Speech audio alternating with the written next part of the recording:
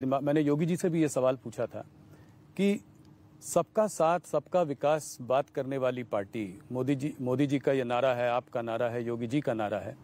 ये जब टिकट वितरण करती है तो मुसलमानों को टिकट क्यों नहीं देती? भारतीय जनता पार्टी का मुसलमानों से क्या रिश्ता है? देखिए, भारतीय जनता पार्टी का जहाँ तक मुसलमानों का रिश्ते का सवाल है, सरकार का भारत के नागरिक के साथ और एक जिम्मेदार राजनीतिक दल के भारत के नागरिक के साथ होना चाहिए, वो ही रिश्ता हमारा है। मगर चुनाव में कौन वोट देता है वो भी तो देखना पड़ता है। तो आप ये कह रहे हैं कि ये एक राजनीतिक आपकी मजबूरी है? मजबूरी नहीं है, ये राजनीतिक शिष्टाचार है। चुनाव जीतना भी जरूरी है, इस वजह से इस तरीके की निश्चित रूप से जी। उसके बाद अगर उनके कल्याण में कहीं भेदभाव हो तो कोई आरोप कर सकता है। सरकार संविधान के आधार पर चलती है और सरकार जनता के वोटों से चुनकर आती है, जो देते हो उसे।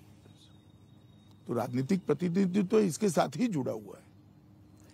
ये मुजफ्फरनगर और कैराना में आज भी आपको लगता है पलायन का मामला काफी बड़ा मुद्दा है? आपको लगता है कि परिस्थितियां मुद्दा तो आज भी है जी। मगर अब मुद्दा ये है कि जो आए हैं वो शांति से जी रहे हैं और जाना नहीं पड़ रहा है। तो परिस्थितियां बहुत बदली हैं परिस्थितियां। देखिए, सबसे बड़ी उपलब्धि भारतीय जनता पार्टी की, योगी सरकार की उपलब्धि ये है कि उत्तर प्रदेश में राजनीति का अपराधीकरण हो गया था और एडमिनिस्ट्रेशन का राजनीतिकरण हुआ था। भारतीय जनता पार्टी की सरकार आने के बाद, योगी आदित्यनाथ के मुख्यमंत्री बनने के बाद, आज ना राजनीति का अपराधीकरण भी है, अपराधीकरण नहीं है जी, और ना एडमिनिस्ट्रेशन का राजनीतिकरण है। ये दोनों चीजों को, जो नासूर थे लोकतंत्र के लिए, लोक कल्याण के लिए, दोनों चीजों को हम रिमूव करने में हम सफल हुए हैं। मोदी जी के राष्ट्रीय स्तर पर उद्भव के बाद परिवारवादी, जातिवादी और तुष्टीकरणवादी राजनीति समाप्त हो गई है और उसकी जगह पॉलिटिक्स ऑफ परफॉर्मेंस ने ली। जो परफॉर्म करेगा जनता उसको चुनकर लाएगी। मैं आपको बताता हूं, उत्तर प्रदेश में 15 साल के सपा बसपा के शासन के बाद उत्तर प्रदेश की व्यवस्था 8वें 9वें नंबर पर अर्थव्यवस्था देश में थी। 22 करोड़ का सूबा है, सबसे ज्यादा भूमि है, सबसे ज्यादा आबादी है, मगर अर्थव्यवस्था 8वें 9वें नंबर पर थी। 22 करोड़ लोगों का खाना पीना रहन सहन भी गिन लो तो अर्थव्यवस्था 1 नंबर पर होनी थी, मगर नहीं थी।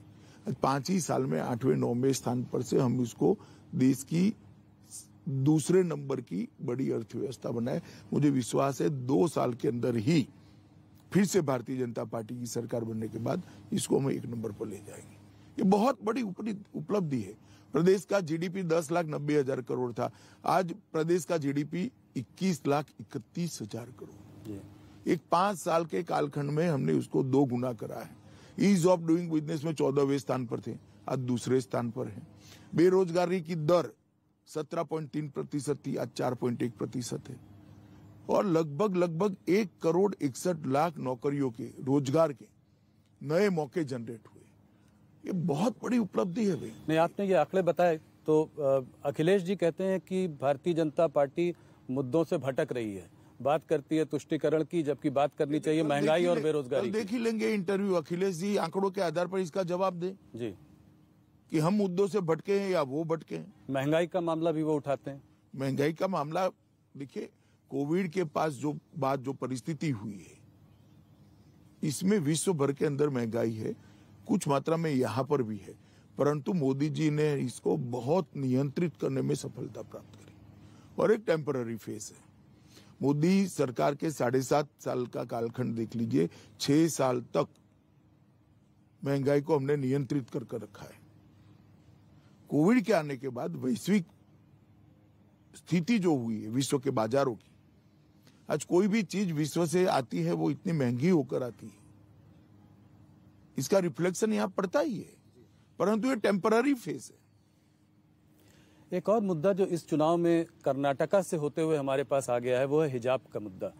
क्या आप मानते हैं कि मुसलमान लड़कियों के लिए ये हिजाब का मुद्दा जायज मुद्दा है? क्या रिलीजियस राइट्स जो हैं वो इंस्टीट्यूशंस में, मतलब स्कूल्स में, इंस्टीट्यूशंस में इनका एक प्राथमिकता होनी चाहिए, वो ओवरराइड कर सकती हैं? देखिए, मेरा व्यक्तिगत मानना है जी कि स्कूल के ड्रेस कोड को सभी धर्म के लोगों ने अपनाना चाहिए, और मामला अब कोर्ट में है। कोर्ट ने अभी स्टे दिया है, कोर्ट सुनवाई कर रही है। अदालत का जो फैसला है वो सबने मानना चाहिए।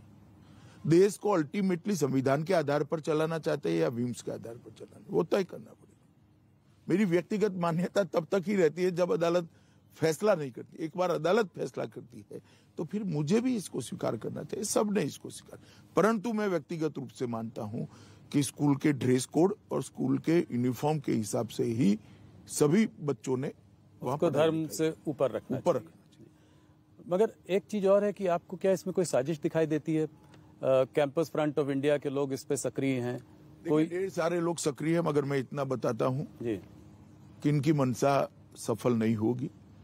कोर्ट का जजमेंट आने के बाद देश की जनता इसको स्वीकार करेगी।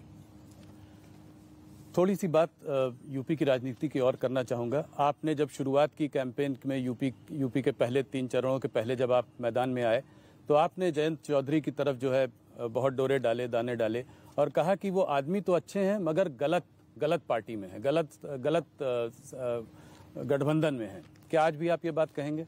आपके पास कोई रिकॉर्डिंग है इसकी? अच्छा, मैंने तो ये, आपने ये नहीं कहा तो आपने क्या कहा फिर? मैंने ऐसा भी नहीं कहा, मैंने नहीं कहा जी। हवा में से बातें मीडिया ने नहीं उठानी चाहिए। इतना ही। अब जब पैक हो गया है चुनाव, भारतीय जनता पार्टी पूर्ण बहुमत से जीतने जा रही है, मैंने इतना ही कहा था, वो गलत जगह पे चलेगी। गलत जगह। पोस्ट पोल अलायंस का कोई उनसे? मैंने ऐसी कोई बात कभी नहीं, मैं अभी पूछ रहा हूँ कि कुछ रास्ते खुले हुए हैं। Question does not arise. हम बहुत बड़े मार्जिन के साथ, प्रचंड बहुमत के साथ सरकार बनाने जाए। पोस्ट पोल अलायंस किस चीज के लिए?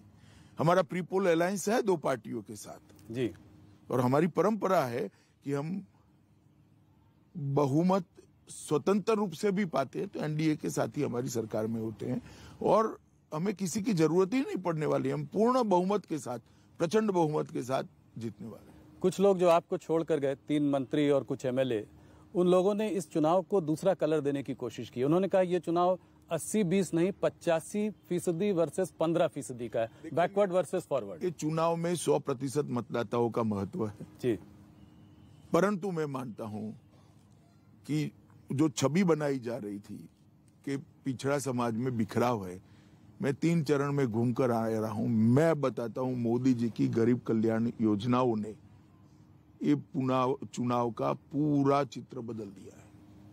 तो आप कह रहे हैं लॉ एंड ऑर्डर के अलावा ये बहुत बड़ा मुद्दा रहा है। दोनों मुद्दे, लाभार्थी आपके दोनों, हमारे लाभार्थियों का जो स्केल है जी, वो चुनाव को बदलने के लिए बहुत महत्वपूर्ण है और स्पष्ट दिखाई पड़ता है। 70 साल तक मेरे घर में किसी ने कोई सुविधा नहीं बढ़ाई। मोदी जी ने 5 लाख का कार्ड भी दे दिया, जिससे 5 लाख तक का सारा खर्चा मेरे हेल्थ का बिल आज भारत सरकार चुका रही।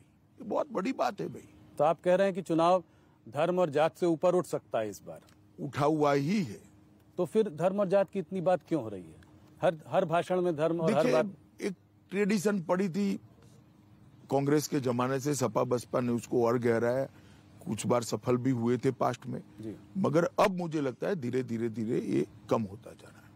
अगर थोड़ा सा आंकड़ों पे एक नजर डालें तो आप जब पिछले चुनाव में 40% से ज्यादा वोट आपको मिले थे, बाकी बीएसपी और एसपी को कुछ 22 के आसपास दोनों को वोट शेयर था।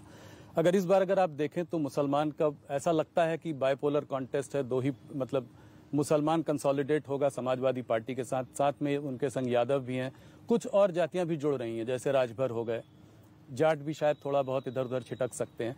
तो अगर आप इस पूरे समीकरण को देखें तो कुछ चित्र बदलता हुआ दिखाई देता है। देखिए, आप, मैं तो मानता हूं हर चुनाव अलग होता है, हर चुनाव के डायनेमिक्स और इसकी गिनतियां भी अलग होती है, परंतु आप जो कह रहे हैं तो मैं इससे बाद वाले एक चुनाव में कह रहा हूं आपको। आप 17 का चुनाव दे, मैं 19 का चुनाव में 4 पार्टियां साथ में थी, क्या हुआ? हम 65 सीट जीत कर आ गए और 287 असेंबली में हमारा विजय हुआ जी। मैं 65 लोकसभा कह रहा हूं, उसको अगर असेंबली के सांचे में ढाल देते तो 287 असेंबलियों में विजय हुआ। आप अगर 17 का उदाहरण देते हैं तो 17 में तो 2 ही पार्टियां थी, कांग्रेस और सपा, 19 में सपा, बसपा, कांग्रेस और आरएलडी चारों इकट्ठा हुए थे। जी। हम 287 असेंबली सीटों पर जीते थे, 65 लोकसभा जीते थे।